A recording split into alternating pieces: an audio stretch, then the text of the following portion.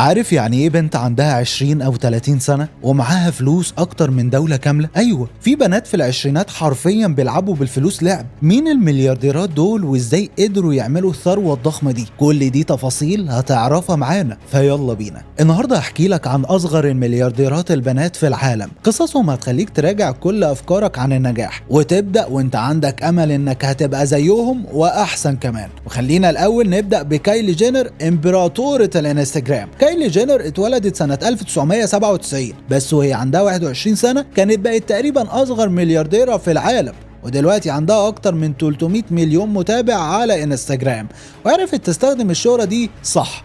طيب ازاي؟ كايلي فتحت بيزنس تجميل اسمه كايلي كوزمتكس، ومن أول يوم الناس بتقف طوابير عندها، والمنتجات بتخلص في ساعات. يعني بشوية ذكاء وشهرة وانستجرام عملت امبراطورية وجمعت ثروة وصلت ل 900 مليون دولار تقريبا. أما الأختين ألكسندرا وكاثرينا أندرسون فهم من مواليد 1996 و 1995.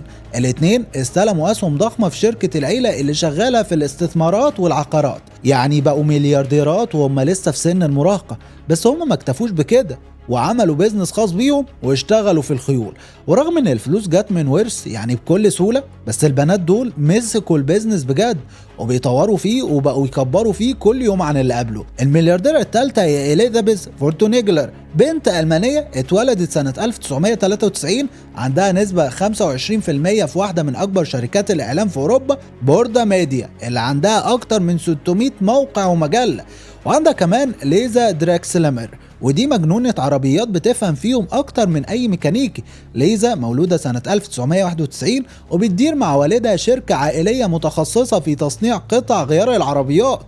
الشركة دي بدأت سنة 1958 بطلب بسيط، ودلوقتي بتشتغل مع بي ام دبليو ومرسيدس وكل العلامات الفخمة. في سنة 2019 الشركة عملت 5 مليار دولار أرباح. وآخر بنت هنتكلم عنها وهي ويتني وولف هيرد، اللي قلبت السوشيال ميديا رأسا على عقب، ودي بقى غير أي حد في اللي فاتوا.